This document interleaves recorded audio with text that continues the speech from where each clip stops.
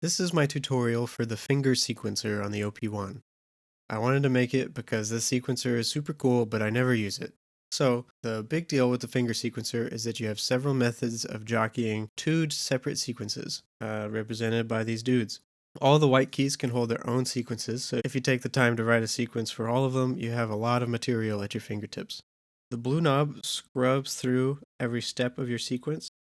If you hold Shift and turn the blue knob, you erase whatever is in the step. The green knob adjusts the swing, and that is applied to the entire sequencer.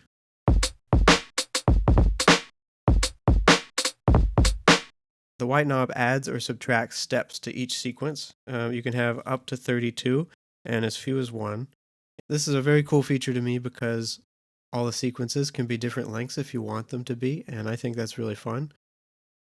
Also, you can adjust the length of the sequence while it's playing. And you don't have to worry about losing the material because the white knob will not delete your notes, but the blue knob with Shift will, so just watch out.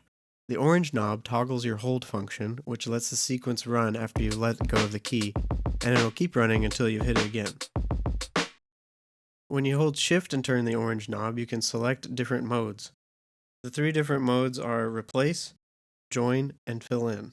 These modes determine how two sequences played together will interact. Replace mode is very user-friendly. Let's say you have two drum beats you want to toggle between. So here we have this one, and let's put one in here.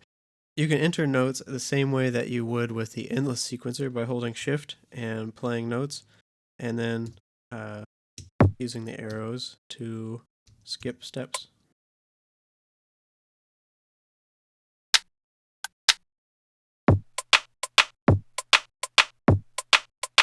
So when I'm in replace mode, the second sequence will stop the first sequence, but it won't kick in until the first sequence has ended.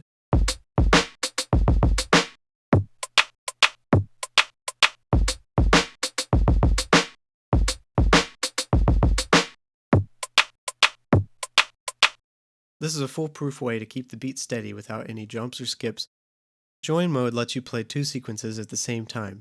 This mode will start the second sequence on the next subdivision, so timing is a little more important, but you can be assured that the two sequences will lock together.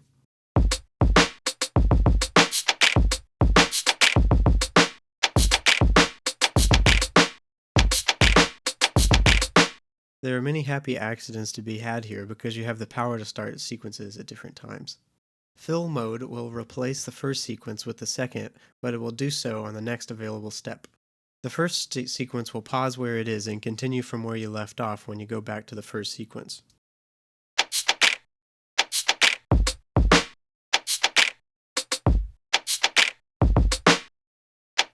It's kind of unruly and a little hard to get your head around, but there's some cool possibilities here, especially melodically. This sequencer works the same way in synth mode. One cool feature that you can achieve with the other OP-1 sequencers is the ability to put notes in different keyboard ranges in the same sequence.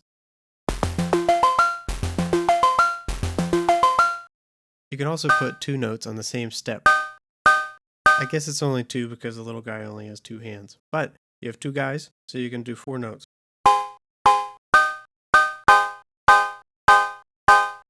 Utilizing this sequencer, you could create a bass line with a different chord per sequence and melodic fragments on other sequences and play it all at the same time.